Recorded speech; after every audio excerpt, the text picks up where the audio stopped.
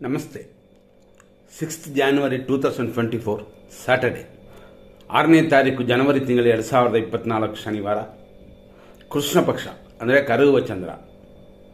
ಇವತ್ತಿನ ದಿನ ಏನಿದೆ, ಏನಾಗುತ್ತದೆ ಅಂತ ನೋಡ್ಬಿಡೋಣ. ಇದರಲ್ಲಿ ಮಾರ್ಗಶಿರ ಮಾಸ ನಡೀತಿದೆ 11ನೇ ತಾರೀಕುವರೆಗೂ. ಇವತ್ತಿನ ವಿಶೇಷವಾಗಿ ದಶಮಿ ತಿಥಿ ಇದೆ, ಅಂದರೆ 10ನೇ ತಿಥಿ ಇದೆ. ರಾತ್ರಿ 12 ಗಂಟೆ 41 ನಿಮಿಷ 54 ಸೆಕೆಂಡ್ವರೆಗಿದೆ. ದಶಮಿ ಮುಗಿದ ಮೇಲೆ ಏಕಾದಶಿ, ಹಂಗಾಗಿ ಇವತ್ತು ರಾತ್ರಿಯವರೆಗೂ ದಶಮಿನೇ. ಇವತ್ತಿನ ನಕ್ಷತ್ರ ಸ್ವಾತಿ. ಬೆಳಗ್ಗೆಯಿಂದ ರಾತ್ರಿ 9 ಗಂಟೆ 23 ನಿಮಿಷ 4 ಸೆಕೆಂಡ್ವರೆಗೂ ಸ್ವಾತಿ ನಕ್ಷತ್ರವಿದೆ. ಇವತ್ತಿನ ಸ್ವಾತಿ ನಕ್ಷತ್ರ ಏನು ಕೊಡುತ್ತದೆ ಅಂತಂದರೆ, ಕಾರ್ಯಸಿದ್ಧಿಯು, ಅಂದರೆ ಇದು ಸೌರಮಾನ ಪ್ರಕಾರ ಮತ್ತು ಚಾಂದ್ರಮಾನ ಪ್ರಕಾರನೂ ಕೂಡ ಕಾರ್ಯಸಿದ್ಧಿಯನ್ನೇ ಕೊಡುತ್ತದೆ.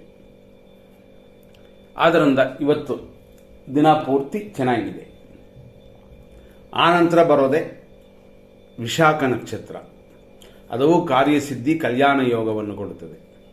ಆದ್ದರಿಂದಾಗಿ ಇವತ್ತಿನ ದಿನ ಪೂರ್ತಿ ಚೆನ್ನಾಗಿದೆ. ಆದರೆ ಶನಿವಾರ ಅಂತ ಒಂದು ವಿಷಯ ಮಾತ್ರನೇ ಅಲ್ಲಿ ಅಡ್ಡಿ ಇರೋದು.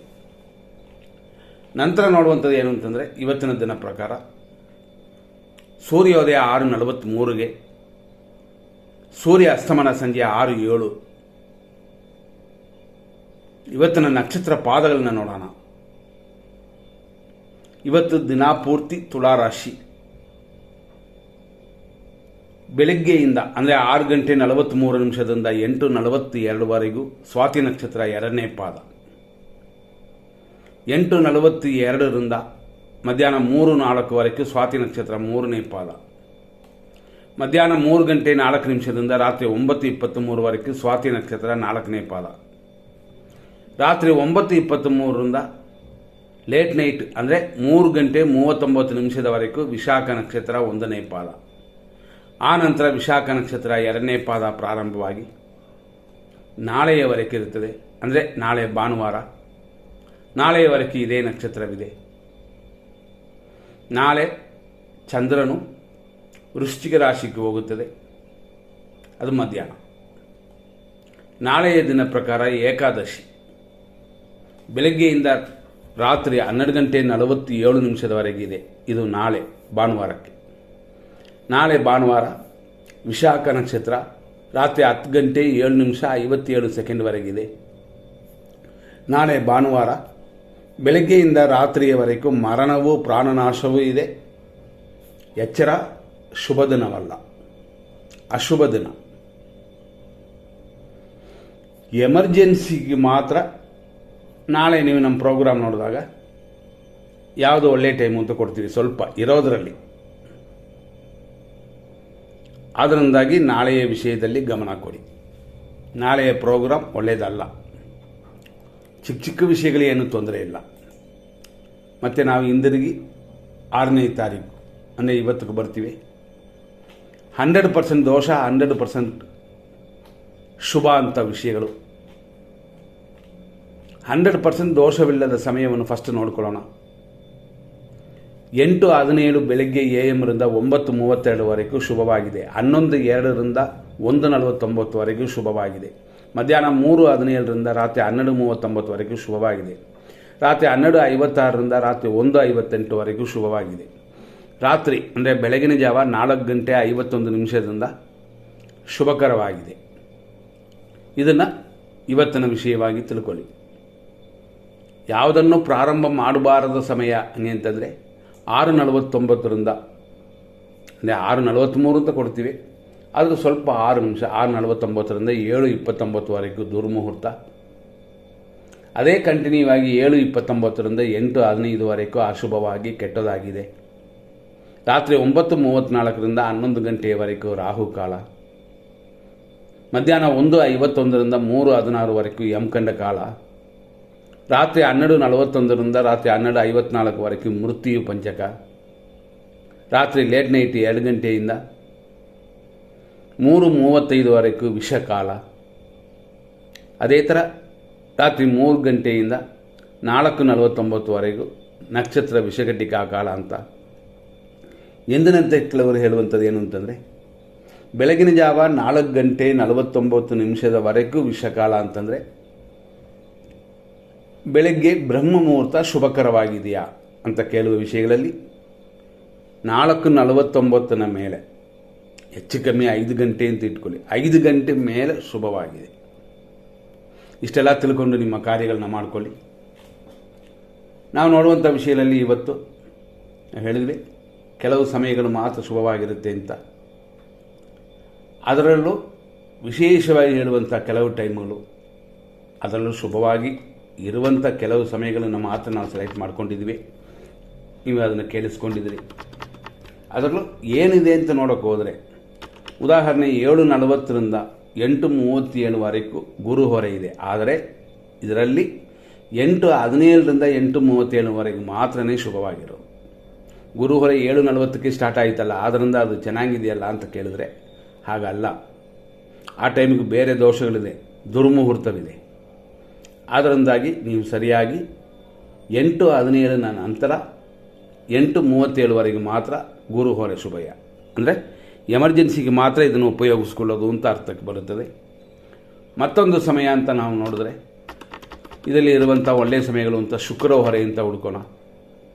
ಶುಕ್ರ ಹೊರೆ ಶುಭವಾಗಿದೆಯಾ ಅಂತಂದರೆ 10:31 11 ಗಂಟೆವರೆಗೂ ಇದರಲ್ಲಿ ವಿಶೇಷವಾಗಿ ಅಶುಭವಾಗಿ ಕಾಣುತ್ತದೆ.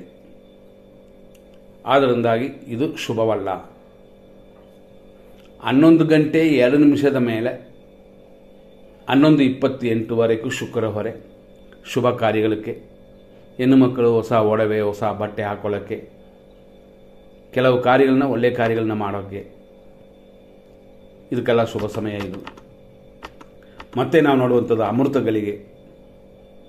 ಈ ಅಮೃತ ಗಳಿಗೆಯಲ್ಲಿ 11:02 ಮೇಲೆ 12:25 ಅಮೃತ ಗಳಿಗೆ ಶುಭವಾಗಿದೆ. ಇದರಲ್ಲಿ ಬರುವ ಬೇರೆ ಒಂದು ವಿಷಯ, ಅಮೃತ ಗಳಿಗೆ ಮಾತ್ರವಲ್ಲ, ಅಭಿಜಿತ್ ಮುಹೂರ್ತ ಅಂತಂತೀವಿ.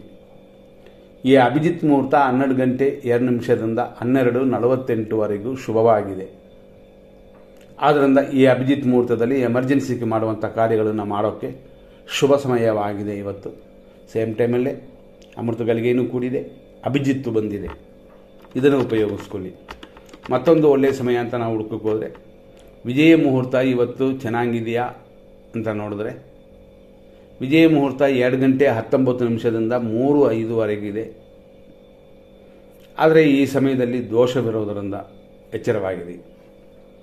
ನಂತರ ನೋಡುವಂಥದ್ದು ವಿಜಯ ಮುಹೂರ್ತದ ಬಿಟ್ಟರೆ ಇನ್ನೊಂದು ಶುಭ ಸಮಯ, ಇದು ಗುರುಹೊರೆನೇ ಮತ್ತೆ ಬರುತ್ತದೆ. ಈ ಗುರುಹೊರೆ ಶುಭಕರವಾಗಿದೆಯಾ ಅಂತಂದರೆ ಆ ಟೈಮಲ್ಲಿ ಒಳ್ಳೆಯ ಸಮಯವಲ್ಲ. ಮತ್ತು ಸಾಯಂಕಾಲವಾಯಿತು, ಆ ಸಮಯದಲ್ಲಿ ಅಂತಂದರೆ ಒಳ್ಳೆಯ ಪಂಚಕ ಅಂತ ಹೇಳ್ತೀವಿ, ಶುಭ ಪಂಚಕ ಅಂತ, ಪಂಚರಹಿತ ಮುಹೂರ್ತ ಅಂತ. ಈ ಸಮಯ ಬರೋದು ಸಂಜೆ, ಅಂದರೆ ಬರುವಂಥ ಸಮಯ 4 ಗಂಟೆ. ಆ ಸಮಯದಲ್ಲಿ 4:15 ಸ್ಟಾರ್ಟ್ ಆಗಿ ನಾವಿಲ್ಲಿ ಲೆಕ್ಕಕ್ಕೆ ತಗೊಂಡಿರ್ತೀವಿ, 6:40 ಶುಭಕರವಾಗಿದೆ. ಆದ್ದರಿಂದಾಗಿ ಇದನ್ನು ಉಪಯೋಗಿಸ್ಕೊಳ್ಳಿ. ಲಗ್ನಗಳೆಲ್ಲ ಬೇರೆ ಬೇರೆ ಲಗ್ನಗಳಿರುತ್ತದೆ. ಅದು ಮುಹೂರ್ತ ಮಾಡಬೇಕು ಅಂತಂದರೆ ಜ್ಯೋತಿಷಿಗಳ ಹತ್ರ ಕೇಳಿ ಆಮೇಲೆ ಫಿಕ್ಸ್ ಮಾಡಬೇಕು. ರಾತ್ರಿಯಲ್ಲಿ ಬರುವಂಥದ್ದು ಒಂದು, ಇದನ್ನು ಶುಕ್ರ ಹೊರೆ ಅಂತಂತೀವಿ. ಸಂಜೆ 5:10 ಮೇಲೆ 6:07 ಇದೆ. ದೀಪ ಹಚ್ಚಿ ದೇವಿ ಅಥವಾ ದೇವರ ಪೂಜೆಗೆ ಉತ್ತಮ ಸಮಯವಿದು. ಇದನ್ನು ಮನಸ್ಸಲ್ಲಿಟ್ಕೊಂಡೇ ಮಾಡಬೇಕು. ಇಷ್ಟೆಲ್ಲ ವಿಷಯಗಳು ನೋಡಿದ್ವಿ. ಇವತ್ತಿನ ದಿನ ಪ್ರಕಾರ ಯಾವ ರಾಶಿ ಯಾವ ನಕ್ಷತ್ರದವರಿಗೆ ಶುಭಕರವಾಗಿದೆ ಅಂತ ನೋಡೋಣ. ಫಸ್ಟೇ ನಾವು ಹೇಳಿದಂತೆ ಇವತ್ತಿನ ನಕ್ಷತ್ರ ಪ್ರಕಾರ ಸ್ವಾತಿ ನಕ್ಷತ್ರ, ಮಹಾ ನಕ್ಷತ್ರ, ದೇವಗಣ ಇದೆಲ್ಲ ಅನುಕೂಲವಿರುವಂಥ ಈ ನಕ್ಷತ್ರ ಕಾರ್ಯಸಿದ್ಧಿಯನ್ನು ಕೊಡುತ್ತದೆ. ಇವತ್ತು ದಿನ ಪೂರ್ತಿ ಚೆನ್ನಾಗಿದೆ ಅಂತ ಕೊಟ್ಟಿದ್ದೀವಿ. ಆದರೂ ಯಾವ ರಾಶಿಗೆ ಇನ್ನೂ ಚೆನ್ನಾಗಿರುತ್ತೆ ಅಂತ ಚೆಕ್ ಮಾಡಿಬಿಡೋಣ. ಅಶ್ವಿನಿ ನಕ್ಷತ್ರ ಮೇಷರಾಶಿಯವರಿಗೆ ಇವತ್ತಿನ ದಿನ ಖಂಡಿತವಾಗಿ ಅಭಿವೃದ್ಧಿ ಇದೆ, ಸಾಧಕ ತಾರೆಯಾಗಿದೆ, ಸುಖ ಅಭಿವೃದ್ಧಿ ಉಂಟು. ಭರಣಿ ನಕ್ಷತ್ರ ಮೇಷರಾಶಿಯವರಿಗೆ ಪ್ರತ್ಯೇಕ ತಾರೆ, ಅಷ್ಟೊಂದು ಅನುಕೂಲವಿಲ್ಲ. ಆದರೆ ನೀವು ಏನು ಮಾಡ್ಬೋದು, ನಿಮ್ಮ ಮನೆಯಲ್ಲಿರುವ ಬೇರೆಯವರು ಅವರ ನಕ್ಷತ್ರಗಳು ಚೆನ್ನಾಗಿದ್ದರೆ ಅವರ ಹೆಸರು ಪ್ರಕಾರ ಅವರ ಹಸ್ತಾಂತರ ಪ್ರಕಾರ ಮಾಡಬಹುದು. ಕೃತಿಕಾ ನಕ್ಷತ್ರ 1ನೇ ಪಾದ ಮೇಷರಾಶಿ, ಕ್ಷೇಮವು ಸುಖ ಅಭಿವೃದ್ಧಿಯೂ ಉಂಟು. ಕೃತಿಕಾ ನಕ್ಷತ್ರ ವೃಷಭ ರಾಶಿಯವರಿಗೆ ದಿನ ಪೂರ್ತಿ ಚೆನ್ನಾಗಿದೆ, ರಾತ್ರಿಯವರೆಗೂ. ರೋಹಿಣಿ ನಕ್ಷತ್ರ ವೃಷಭ ರಾಶಿ, ವಿಪತ್ತಿದೆ, ಎಚ್ಚರವಾಗಿರಬೇಕಾಗ್ತದೆ. ಮೃಗಶೀರ್ಷ ನಕ್ಷತ್ರ ವೃಷಭ ರಾಶಿ, ಸಂಪತ್ತು, ಶತ್ರುನಾಶವೆಲ್ಲ ಉಂಟು, ಹಾಗಾಗಿ ಶುಭಕರವಾಗಿದೆ. ಮೃಗಶೀರ್ಷ ನಕ್ಷತ್ರ ಮಿಥುನ ರಾಶಿ, ಖಂಡಿತವಾಗಿ ಸಂಪತ್ತು ಉಂಟು, ಕಾರ್ಯ ವಿಘ್ನಗಳು ಸ್ವಲ್ಪ ಇರುತ್ತದೆ, ಆದರೂ ಅದನ್ನು ಸರಿ ಮಾಡಬಹುದು. ಇದರಲ್ಲಿ ವಿಶೇಷವಾಗಿ ಮೃಗಶೀರ್ಷ ನಕ್ಷತ್ರದಲ್ಲಿ 2 ನಕ್ಷತ್ರ ಬರುತ್ತದೆ, ಅಂದರೆ 2 ರಾಶಿಯಲ್ಲಿ ಬರುತ್ತದೆ ಅದೇ ನಕ್ಷತ್ರ. ಆದ್ದರಿಂದ ನಾನು ಪದೇ ಪದೇ ಹೇಳುವಂಥದ್ದು, ಮೃಗಶೀರ್ಷ ನಕ್ಷತ್ರ ವೃಷಭ ರಾಶಿ ಆದರೆ ಸಂಪತ್ತು, ಶತ್ರುನಾಶ. ಇದೇ ಮೃಗಶೀರ್ಷ ನಕ್ಷತ್ರ ಮಿಥುನ ರಾಶಿ ಇದ್ದರೆ ಸಂಪತ್ತು, ಆದರೆ ಸ್ವಲ್ಪ ಕಾರ್ಯವಿಘ್ನ. ಆರುದ್ರ ನಕ್ಷತ್ರ ಮಿಥುನ ರಾಶಿಗೆ ಜನ್ಮತಾರೆ, ಕಾರ್ಯವಿಘ್ನ. ಹಾಗಾಗಿ ಇವತ್ತು ಸ್ವಲ್ಪ ನೋಡ್ಕೊಂಡು ಮಾಡಿ, ಒಂದು 30% ಮಾತ್ರನೇ ಚೆನ್ನಾಗಿರೋದು. ನಂತರ ನೋಡುವಂಥದ್ದು ಪುನರ್ವಸು ನಕ್ಷತ್ರ ಮಿಥುನ ರಾಶಿ, ಪರಮ ಮಿತ್ರಧಾರೆ. ಹಾಗಾಗಿ ಮಿತ್ರರಿಂದ ಸಹಾಯ, ಪರರಿಂದ ಸಹಾಯ. ನಂತರ ನೋಡುವಂಥದ್ದು ಪುನರ್ವಸು ನಕ್ಷತ್ರ ಕರ್ಕಾಟಕ ರಾಶಿ, ಪರಮ ಮಿತ್ರಧಾರೆ. ಸ್ವಲ್ಪ ರೋಗ ಭಯ ಅಷ್ಟೇ, ಮೇಂಟೈನ್ ಮಾಡಿಕೊಂಡ್ರೆ ಏನೂ ಇಲ್ಲ. ಪುಷ್ಯ ನಕ್ಷತ್ರ ಕರ್ಕಾಟಕ ರಾಶಿ, ಮಿತ್ರಧಾರೆ ಇದೆ, ರೋಗ ಭಯವಿದೆ. ರೋಗ ಭಯವೆಲ್ಲ ಫುಡ್ಡಲ್ಲಿ ಕಂಟ್ರೋಲ್ ಮಾಡಿಕೊಳ್ಳಿ, ಅಂದರೆ ಊಟದಲ್ಲಿ ಕಂಟ್ರೋಲ್ ಮಾಡಿಕೊಳ್ಳಿ. ಆಶ್ಲೇಷ ನಕ್ಷತ್ರ ಕರ್ಕಾಟಕ ರಾಶಿ, ಟೆನ್ಷನ್, ರೋಗ ಭಯವೆಲ್ಲ ಉಂಟು. ಮಕಾ ನಕ್ಷತ್ರ ಸಿಂಹರಾಶಿ, ಅನುಕೂಲ, ದ್ರವ್ಯ ಲಾಭ, ಆದ್ದರಿಂದ ಶುಭದಿನವಾಗಿದೆ. ಶನಿವಾರ ಆ ಒಂದು ವಿಷಯವೇ ದೋಷ. ಪುಬ್ಬ ನಕ್ಷತ್ರ ಸಿಂಹರಾಶಿ, ಪ್ರತ್ಯೇಕ್ತಾರೆ, ಅಂದರೆ ನಮ್ಮ ಪರವಾಗಿ ಕಾರ್ಯಗಳು ಸಕ್ಸಸ್ ಆಗೋದು ಕಷ್ಟ ಅಂತ ಬರುತ್ತದೆ. ಉತ್ತರ ನಕ್ಷತ್ರ ಸಿಂಹರಾಶಿ, ಕ್ಷೇಮವು ಲಾಭವೂ ಉಂಟು, ಆದ್ದರಿಂದ ಶುಭದಿನವಾಗಿದೆ.